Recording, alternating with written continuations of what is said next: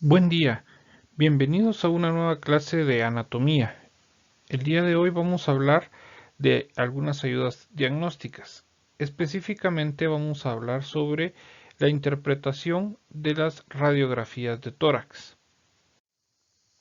¿Qué tiene que ver esto con nuestro curso de anatomía?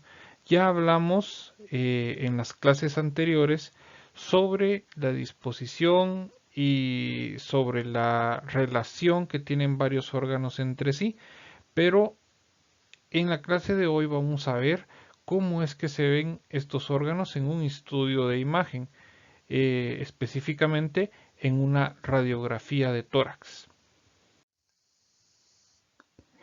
Recordemos, antes de continuar, nuestros planos anatómicos. Los principales planos, el plano sagital o mediano, que divide el cuerpo en dos, del lado izquierdo y derecho, un plano transversal, que va a dividir el cuerpo en superior e inferior, y un plano frontal, que va a dividir el cuerpo en anterior y posterior. En la clase del día de hoy, como veremos radiografías de tórax, vamos a ver las radiografías posteroanteriores y anteroposteriores. Entonces, todos los estudios que veamos hoy, de lo que vamos a hablar hoy, va a ser de imágenes en plano frontal o plano coronal. El descubridor de los rayos X fue Wilhelm Röntgen, quien en 1895, por un evento fortuito mientras hacía un experimento, descubrió estos rayos, a los que llamó rayos X. La X, por el término o la variable matemática que significa algo desconocido. Desde el siglo XIX entonces hemos tenido esta herramienta de suma importancia para el diagnóstico y tratamiento de muchas enfermedades y que nos ha ayudado a comprender de una manera más clara y no invasiva la anatomía de nuestro cuerpo. Debemos conocer primero de que en las radiografías vamos a hablar de densidades. Hay varios componentes que van a ser más densos que otros. En radiografía vamos a hablar de que existen 5 densidades principales: aire, grasa, agua, hueso y metal. Cuando hablamos de la densidad aire, es una densidad que absorbe la menor cantidad de rayos X y aparece con un color más oscuro en las radiografías convencionales. Al hablar de la densidad grasa, es una que aparece con un color gris que es un poco más oscuro que los tejidos blandos. Los líquidos, el agua o tejidos blandos eh, van a tener la misma densidad en las radiografías convencionales y vamos a verlas como un gris más claro. La densidad hueso o calcio, ya que este es el material más denso de nuestro cuerpo, se va a mirar más blanquecino, ya que absorbe la mayor cantidad de rayos X. Y la densidad metal generalmente absorbe todos los rayos X y aparece con el color más blanco. Vemos un ejemplo de estas densidades en la imagen de la izquierda. Vamos a escuchar muchas veces dos términos principales, que son los términos de radiolúcido o radioopaco. Cuando hablamos de una imagen radiolúcida, es una estructura poco densa, que los rayos X atraviesan con facilidad, haciendo que los rayos choquen contra la película radiográfica, produciendo depósitos de plata metálica ennegrecida, pudiendo observar dichos cambios al procesar la película radiográfica. Si hablamos de una imagen radioopaca, es una estructura que tiene resistencia absorbiendo o repeliendo a los rayos X. Esto impide que los rayos choquen contra la película radiográfica, haciendo que no se produzcan depósitos de plata metálica ennegrecida. Estos cristales se eliminan durante el proceso de revelado.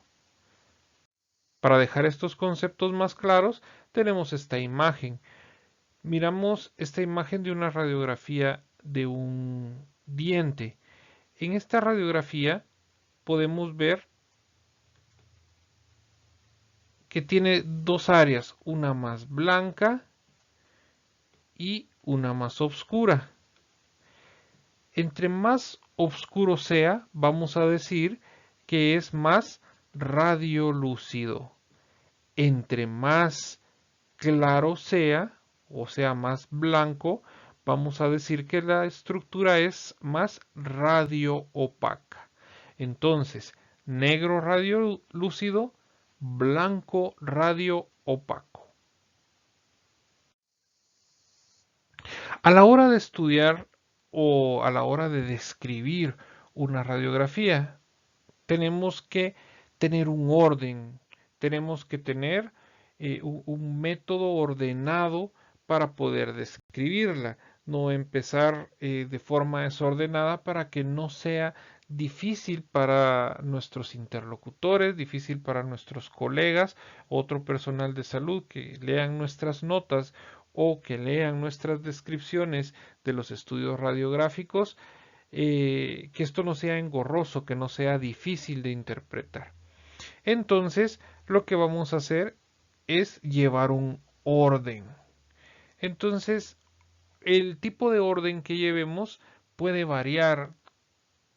Varios libros hacen diferencias entre el orden que se puede utilizar, pero uno de los recomendados es esto.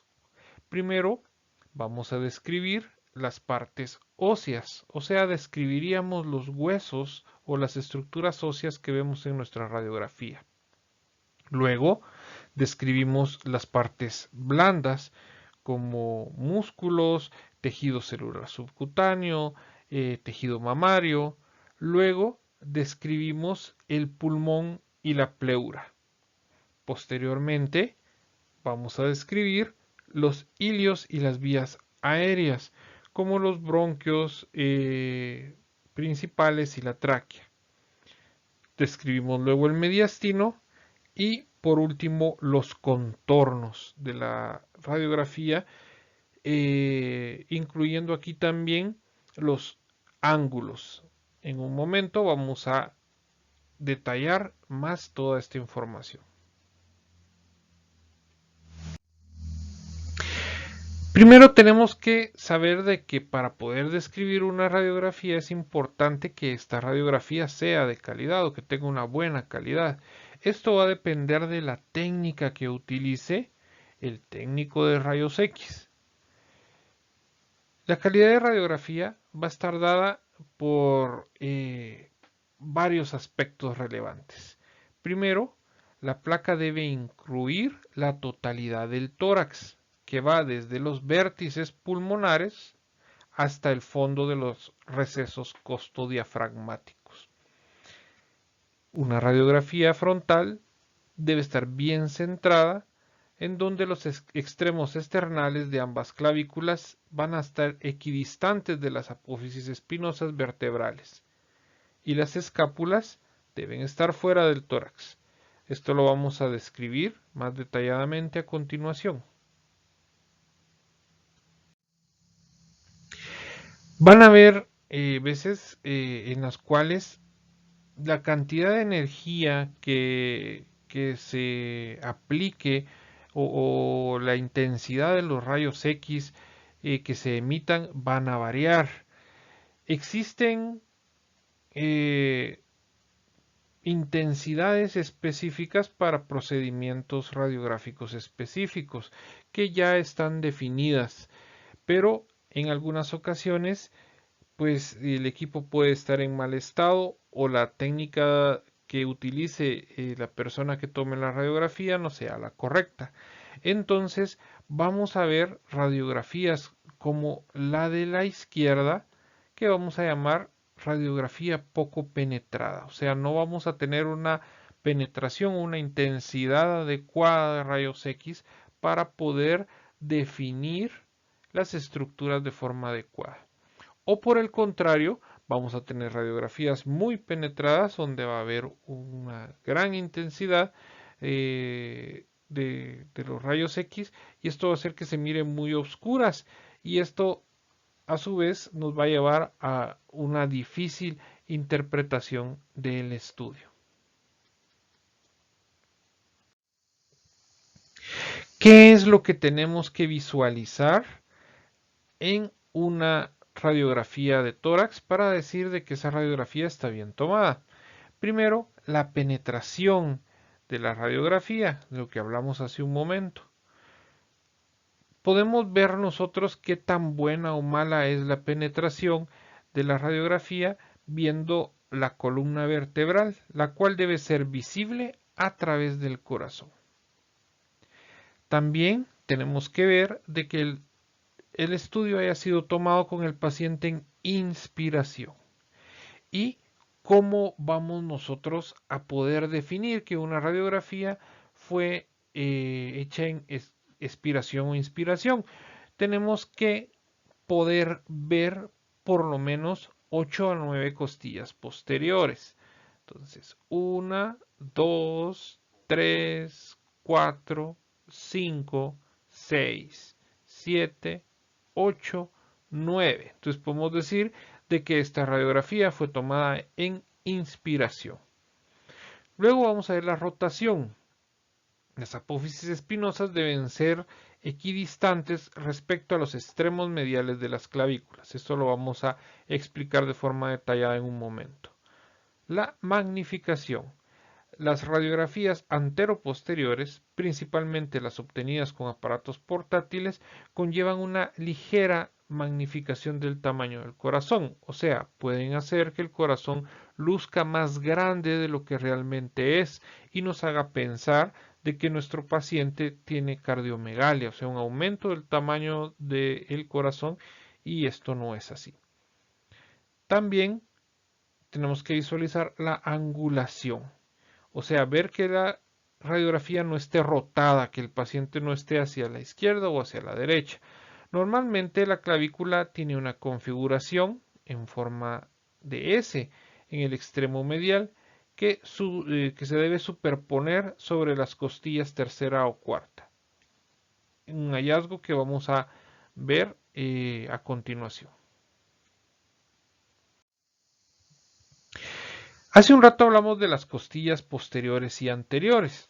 Cuando hablamos de anteriores son las que están hacia el frente, las costillas que están en la parte del frente de nuestro tórax y las posteriores las de atrás. ¿Cómo podemos saber en una radiografía de tórax cuáles son costillas posteriores y cuáles son anteriores? Las costillas posteriores van a ser más claramente visibles a primera vista en las radiografías torácicas frontales. Si ustedes miran la imagen de la derecha, podemos ver de que vemos con bastante facilidad estas costillas, que serían las posteriores. Las costillas posteriores están orientadas más o menos horizontalmente. Si se dan cuenta, se ve más horizontal. Son más horizontales que las costillas anteriores, que como podemos ver acá, no son horizontales. Están como en ángulo. Cada par de costillas posteriores se va a unir a un cuerpo vertebral dorsal.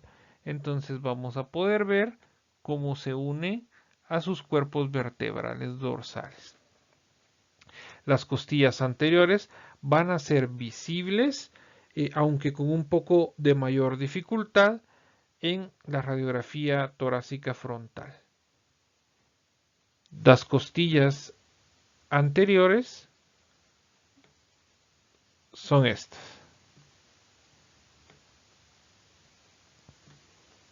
Las costillas anteriores van a estar orientadas hacia abajo, hacia los pies, como podemos ver acá, ¿sí? Orientadas hacia abajo. Las costillas anteriores se van a unir al esternón o entre sí mediante cartílago, que generalmente no es visible hasta las etapas avanzadas de la vida en las que el cartílago puede calcificarse. ¿Sí? Entonces, seguimos toda la costilla y dependiendo la técnica que se haya utilizado, vamos a poder ver las uniones de estas costillas anteriores.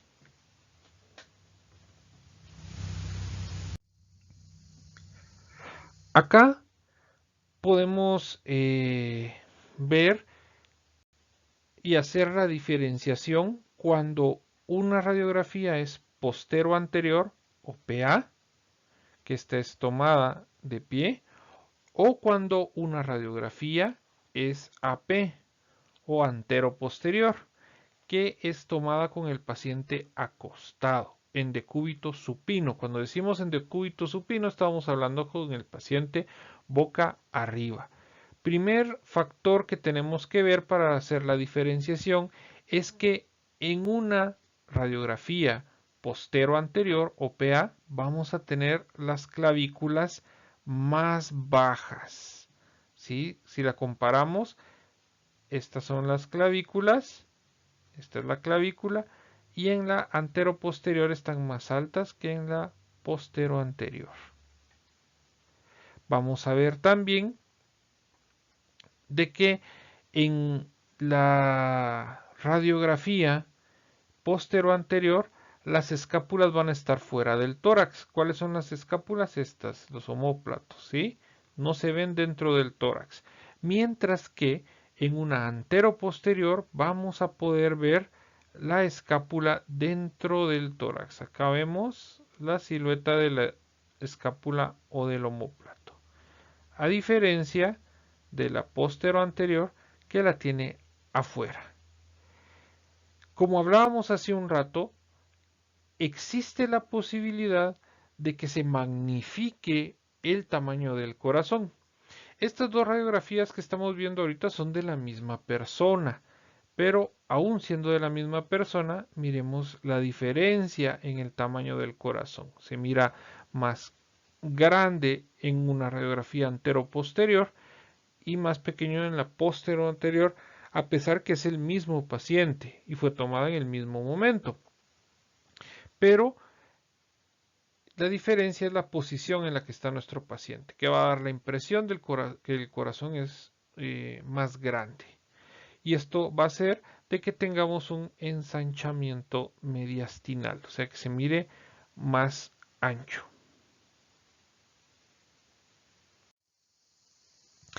Acá vemos cómo es la técnica para tomar una radiografía postero anterior y una antero posterior.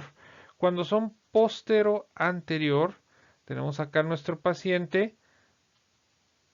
El paciente está abrazando, por decirlo así, la placa donde está la película, donde se va a tomar la radiografía, y los rayos X entran desde la parte posterior del paciente, atravesándolo hacia la placa, pero entran desde la parte de atrás. O sea, por eso es postero anterior, va de la parte de atrás del paciente hacia adelante. Mientras que en una radiografía antero-posterior, que por lo general la vamos a tomar con el paciente en decúbito supino, el haz de rayos X va a entrar por la parte de enfrente del paciente, ¿sí? Por su parte anterior. Y la placa donde está la película va a estar en la espalda, en la parte de atrás del paciente. Entonces lo primero que pasa penetrando el haz de rayos X es el precordio, el corazón, el área de el corazón. Entonces acá vemos las diferencias entre dos radiografías, una postero anterior y una antero posterior. Recordemos, cuando es postero anterior, el haz de rayos X pasa por la espalda del paciente, o sea, pasa de atrás para adelante, mientras que cuando es anteroposterior de adelante hacia atrás. Vemos entonces las diferencias que mencionamos hace un rato. Las clavículas se van a ver más bajas en la anterior que en la anteroposterior. Vamos a ver el tamaño de la silueta cardíaca, que puede variar, ¿sí? Acá vemos las escápulas fuera del tórax, mientras que en la anteroposterior vamos a ver las escápulas dentro del tórax. ¿Cómo podemos decir si una radiografía está centrada o está rotada? La forma de poderlo hacer es viendo las clavículas del paciente y las apófisis espinosas de las vértebras.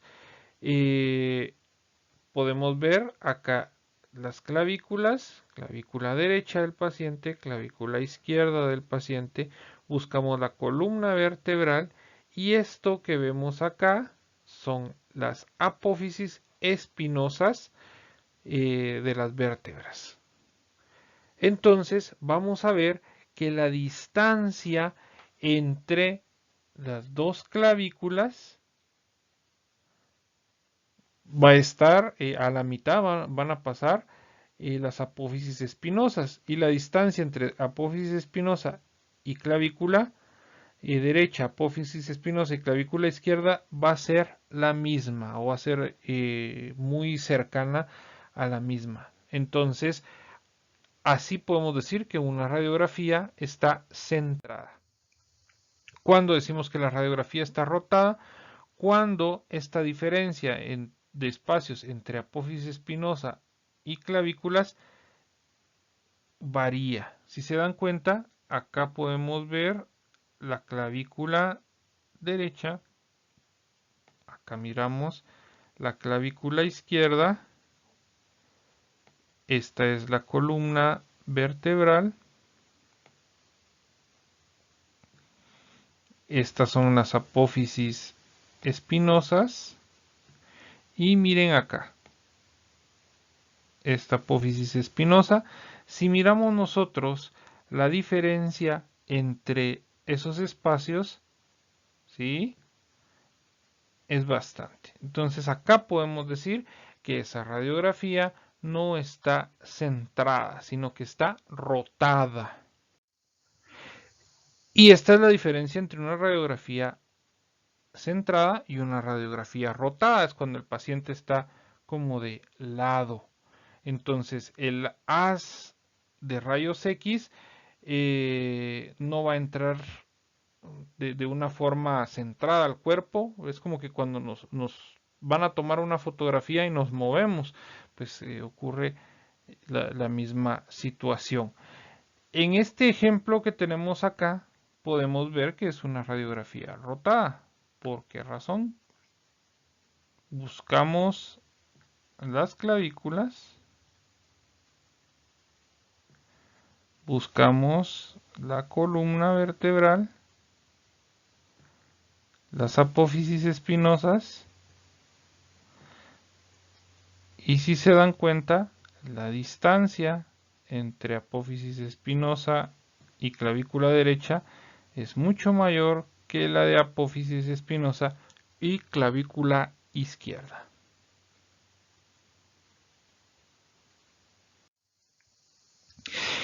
En la radiografía de tórax vamos a ver nosotros varias estructuras de las que ya hemos hablado en las clases anteriores.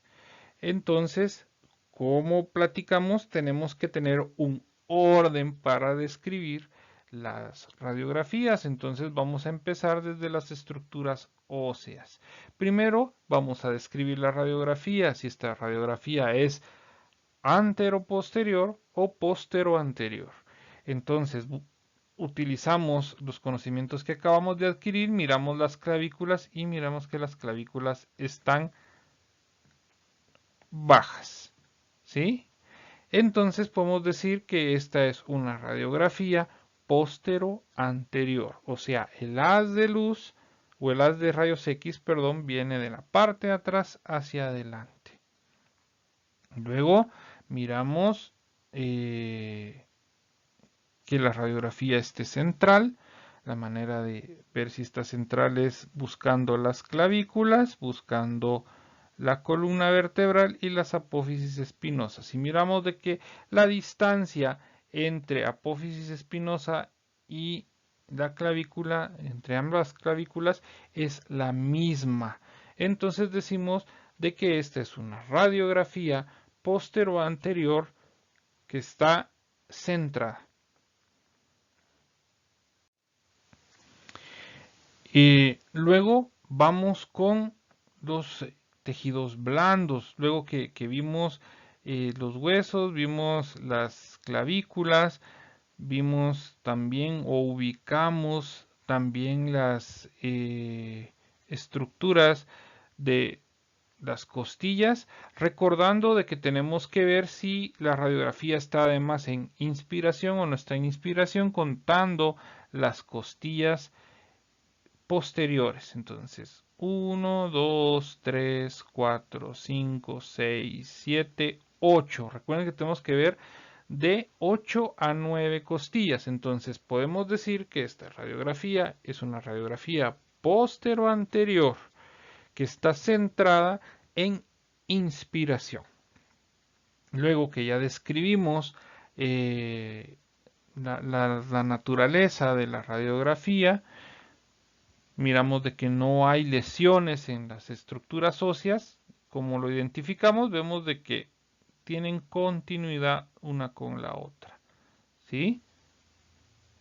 Luego vamos con los tejidos blandos, que no hay evidencia de ninguna normalidad en los tejidos blandos, tejido celular subcutáneo. Luego nos vamos a la silueta cardíaca. ¿Sí? Acá vemos esta línea que recorre todo esto blanco, esa es la silueta cardíaca.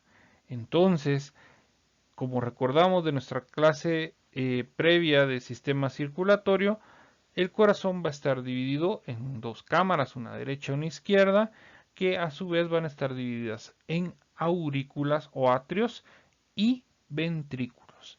Entonces, siendo este lado derecho, recuérdense de que cuando tomamos una radiografía es como cuando nos tomamos una fotografía. Tenemos la foto de frente y el que es el lado derecho para nosotros va a ser el lado izquierdo de la radiografía y viceversa. Entonces este es el lado derecho. Entonces acá vamos a ver lo que correspondería a la aurícula derecha, ¿sí? Entonces esta área es la correspondiente a la aurícula derecha. Esta parte correspondería al ventrículo derecho. Acá ventrículo izquierdo y aurícula izquierda. Entonces, eso es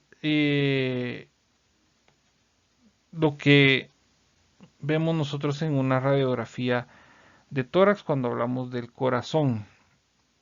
Podemos ver una estructura acá que se llama arco aórtico. Es cuando la aorta sale del ventrículo izquierdo, sube, da una vuelta como un cayado, como un bastón. ¿Se recuerdan ustedes la forma de representar los bastones? Es así. ¿Sí? Entonces es un cayado, es un bastón, se le llama el cayado aórtico. Entonces vamos a ver la aorta. Este sería el tronco pulmonar, ¿sí? Por acá está la vena cava inferior. y la vena cava superior por acá arriba. Ya que identificamos el corazón, luego los pulmones o la vía aérea respiratoria, aquí baja la tráquea. Podemos ver en algunas radiografías la carina, que es la división entre los bronquios derecho e izquierdo, y el parénquima pulmonar, o sea, el pulmón, que es esto que se ve acá. ¿Sí? Acá podemos ver las fisuras oblicuas, las que dividen el lóbulo inferior del lóbulo medio en el pulmón derecho y el lóbulo inferior del superior en el pulmón izquierdo. Recordemos de que el pulmón derecho va a tener tres lóbulos, uno inferior, medio y superior, mientras que el pulmón izquierdo solo va a tener inferior y superior, porque el lugar donde debería estar el medio, ese lugar lo ocupa el corazón. Luego seguimos viendo otras estructuras. Acá está el estómago. En algunas ocasiones se mira como que fuera negrito, se mira oscuro. Cuando está vacío el estómago, se mira oscuro, se mira negro, o sea, radiolúcido. Pero cuando el estómago está lleno, se mira blanquecino, o sea, radio opaco. Luego tenemos los músculos diafragma, que son estos, este y este, que son los músculos importantes para la respiración, ya que jalan los pulmones creando una presión negativa que hace que inspiremos. Y entonces vamos a los bordes y los ángulos. Vamos a tener un ángulo costo diafragmático, o sea, porque incluye costillas y diafragma. Entonces, costo diafragmático derecho, costo diafragmático izquierdo. Los otros ángulos van a ser los ángulos cardio diafragmático derecho y cardio diafragmático izquierdo. Y en los pulmones vamos a hablar que las partes superiores van a ser los ápices, son los ápices pulmonares, y la parte de abajo las bases pulmonares. Acá vemos otro ejemplo, lo que les mencionaba yo hace un momento, ¿sí? Vemos la cámara gástrica, el estómago vacío que se mira oscuro, o sea, es radiolúcido. Vemos de este lado los diafragmas, diafragma izquierdo, este es el izquierdo y el diafragma derecho. Acá va a estar el hígado.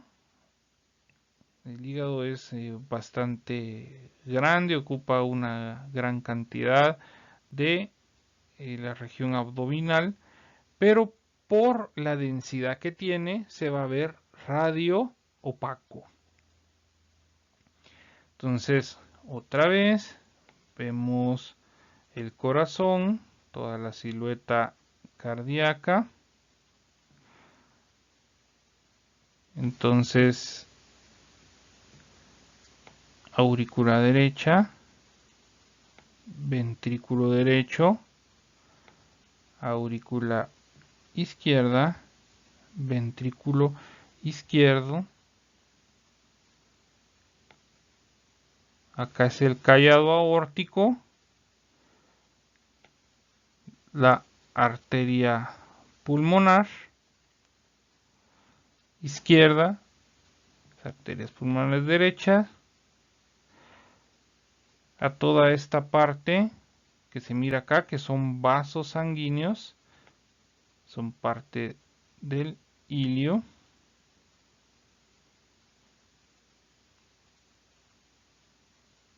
Podemos ver que hay como que unas raicitas acá, es parte de la trama vascular. No es algo patológico, sino son los vasos sanguíneos que salen del ilio hacia el pulmón. ¿Sí? Entonces, la tráquea, los ápices pulmonares, las bases pulmonares y los ángulos, el ángulo costodiafragmático, algunos libros lo llaman costofrénico derecho, el ángulo costodiafragmático o costofrénico izquierdo, el ángulo cardiodiafragmático o cardiofrénico derecho y el ángulo cardiodiafragmático o cardiofrénico izquierdo. Estos ángulos son sumamente importantes porque nos van a ayudar para la identificación de derrames pleurales.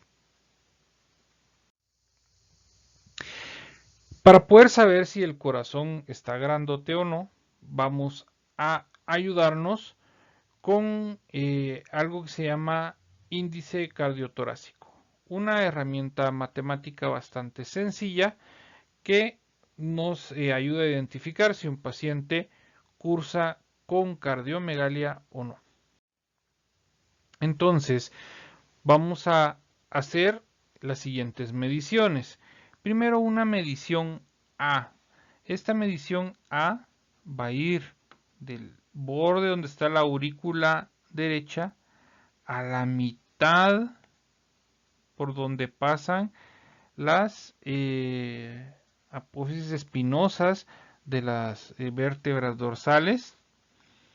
Luego del ápice del corazón, o sea, de la puntita del corazón, del lado más alejado, hacia la mitad.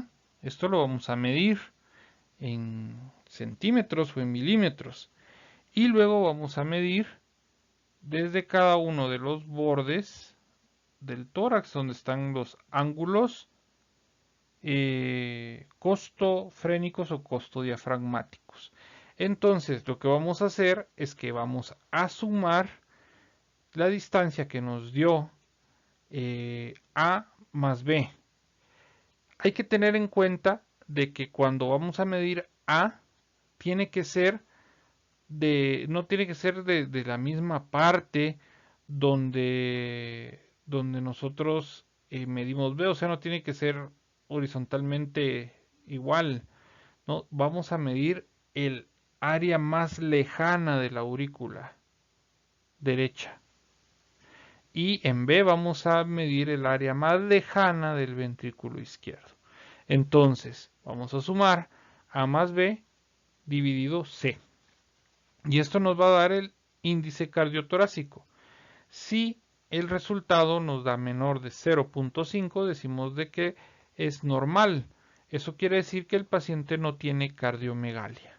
O sea, el corazón tiene un tamaño normal. Pero si la medición nos da de 0.51 a 0.55, decimos que tiene una cardiomegalia grado 1. Si tiene de 0.56 a 0.6, tiene una cardiomegalia grado 2.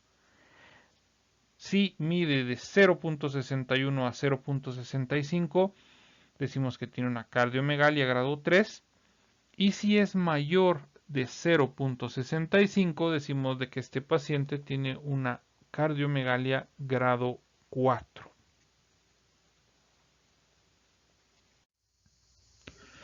Acá vemos dos ejemplos de dos pacientes distintos y podemos ver que es sumamente evidente la diferencia del tamaño del corazón. Corazón normal y un corazón con cardiomegalia. Pero nos podemos dar cuenta de un hecho bastante curioso. Esta radiografía es una radiografía AP, porque tenemos las clavículas bastante arriba, ¿sí? Y las escápulas dentro del tórax. Y aún así el corazón se mira más chiquito que en esta radiografía donde tenemos una radiografía PA. Tenemos las clavículas abajo y las escápulas no entran al tórax. Entonces acá podemos decir de que sí es una radiografía con cardiomegalia porque fue tomada según la técnica eh, postero anterior.